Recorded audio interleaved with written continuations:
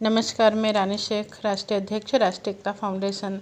जैसा कि आप लोगों ने अभी ग्रुप में देखा होगा कि हमने अलीराजपुर में 13, 12 और 13 2 दिन के लिए कैंप लगाया था। कैंप बहुत अच्छे से मतलब जबकि हम लोगों की तैयारी अनकम्प्लीट थी। हमने कैंप की अनुमति 1 महीने पहले ले चुके थे और ग्रुप में डाल दिया था कि 1 महीने बाद में मतलब तारीख फिक्स बता दी थी कि इतनी तारीख को हमारा कैंप रहेगा।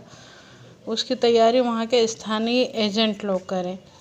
बाकी सब लोगों को समझ में ही नहीं आया और कोई तैयारी नहीं थी। फिर मेरा जब ग्वालियर से आने के बाद में फिर जब मैं वहाँ गई और मेरे पास में केवल 1 ही दिन का समय मिला था वहाँ पे, उसमें जितनी हम लोग तैयारी कर सकते थे उतना हमने तैयारी की। और 1 ही दिवस की मैंने तो अनुमति मांगी थी क्योंकि मुझे लग रहा था कि कोई भी तो रिस्पॉन्स नहीं दे रहा है, समझ नहीं आ रहा लोगों को, तभी मैं 1 दिन का ही लगाती हूँ।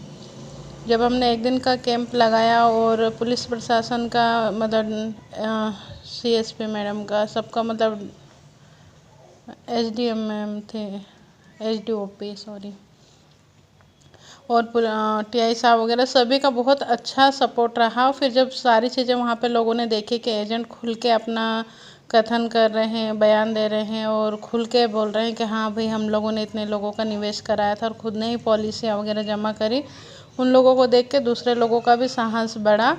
और फिर सेकेंड डे यहाँ तक कि अभी तक डिमांड आ रही है कि भाई हम लोगों को और को भी जमा करनी, मतलब काफ़ी लोगों की रह गई है।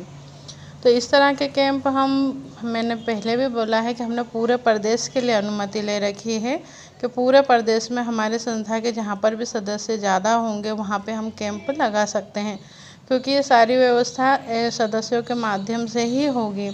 जैसे यहाँ पे मेरे मतलब मैंने उनको पहले से बता के रखा था कि हम लोग यहाँ पे अच्छे से प्रचार प्रसार करवाएंगे ताकि उस चीज़ का सभी लोगों को बेनिफिट हो, सभी कंपनी वालों को। बाकी लोगों ने सिर्फ़ और सिर्फ अपने तक ही सीमित रखा और जिन लोगों ने बोला भी सही एक दूसरे को, तो उन लोगों ने विश्वास ही नहीं किया और वहाँ पे अच्छे से सपोर्ट नहीं किया पहले। और जब हो गया उसके बाद में अब सबको लग रहा है कि भाई यहाँ पे भी होना चाहिए।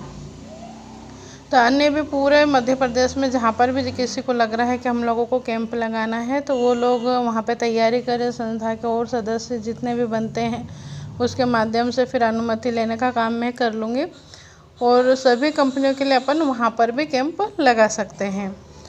और इन कैंप में जैसे कि अगली बार भी मैंने जब प्रशासन की तरफ से भी कैंप लगे थे तब भी बोला था कि आप लोग अपनी समस्या वहाँ पे खुल के रखें कि आप लोगों को कितनी समस्या है। जैसे कि अभी हमने एक एजेंट का वहाँ पे आवेदन दिलवाया, उनकी गाड़ी कोई लेके चला गया था निवेशक, तो उनसे भी हमने आवेदन दिलवाया और TI साहब को। ऐसे ही आप लोग की अगर कोई समस्या, जैसे एजेंट को कोई मारपीट करता है, किसी से जबरन चेक ले लिए गए हैं, कई लोगों से एग्रीमेंट करवा लिए गए हैं, कई लोगों के खिलाफ़ FIR झूठी हो गई है, उन लोगों को भी हम बोलते हैं कि आप लोग भी आगे आएँ। जब आप लोग लिखित में शिकायत देते हैं तो हमारे पास में भी एक आवेदन हम अपने पास में भी रखते हैं। यदि वहाँ से कार्रवाई नहीं होगी तो हम उस चीज़ को आगे भी बढ़ाएंगे। बाकी आप लोग सिर्फ़ और सिर्फ अपने तक ही सीमित रखेंगे, जब तक लिखित में सामने नहीं आएंगे तो उस चीज़ का मज़ा नहीं आना है। तो आप लोग सभी खुल के सामने आएँ और जहाँ पर भी लग रहा है कि हमें कैंप लगवाने हैं तो वहाँ पे अपने सबसे पहले तो अपनी सदस्यता बढ़ाएं, उसके बाद में फिर आगे की जो भी गतिविधियाँ अनुमति में ले लूँगी। आप लोग लिस्ट वगैरह सब कंप्लीट करके रखिए, क्योंकि वहाँ कैंप लगने के बाद में फिर लिस्ट बनाना बहुत परेशानी आती है। जैसे कि इस कैंप में भी हम लोगों ने कैंप की अनुमति ले ली, लगा लिया, उसके बाद में लोगों की लिस्ट ही नहीं बन रही थी। तो कई लोगों की पॉलिसी ऊपर नीचे हो रही थी, कई लोगों ने जमा लिखा कुछ है, पॉलिसी कुछ और लगाई है। तो ये सारी तैयारी अपने अगर एडवांस में रही तो सारी चीज़ें बहुत अच्छे से हो जाएगी। देखिए कोर्ट की प्रोसेस में समय लग रहा है, अभी कोरोना की वजह से तो और भी कोर्ट डिले हो रही है। बाकी एक जो सुरक्षा वाली है, ये अपने पास जो पॉलिसी रखी हुई है, निवेशक हमारे खिलाफ जा सकते हैं, उन समस्या का समाधान तो इस कैंप में हो सकता है। और मैं तो ये चाहूँगी कि आप सभी लोग और लोगों का भी सपोर्ट करें, उन लोगों को भी मतलब इस चीज़ के लिए तैयार करें।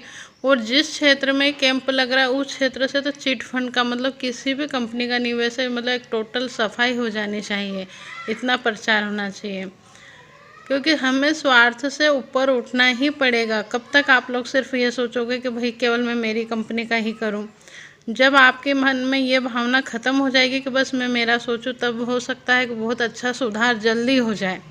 क्योंकि अभी तक क्या होता है कि मेरा हो गया, बस मुझे क्या करना, मैं दूसरे के साथ में क्यों बहसबाजी करूं।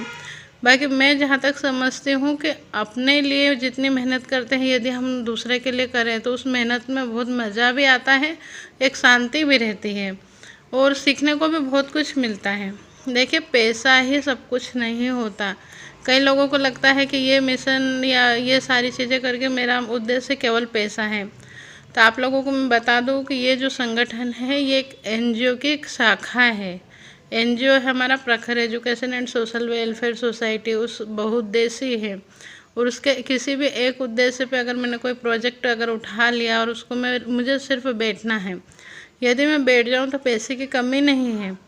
पर इस मतलब मिशन को लेके जो मैं बाहर घूम रही हूँ, या इतना सारी चीज़ें कि मतलब इनकम से ज़्यादा बदनामी है, बहुत सारे चीज़ें लोगों के कमेंट्स आते हैं कि इससे कुछ भी नहीं होना है, ऐसा वैसा करके। पर मैं ग्राउंड लेवल पे हूँ ना, मुझे पता है कि कितनी दुआएं मिलती हैं।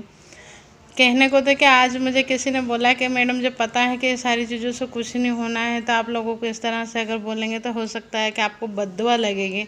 मैंने मन में सोचा कि ठीक है, आपको जैसा लग रहा है, क्योंकि इंसान वही तो देखता है ना कि जो वो जैसे उसकी सोच रहती है। किसी की ज़िंदगी में केवल पैसा ही मायने रखता है।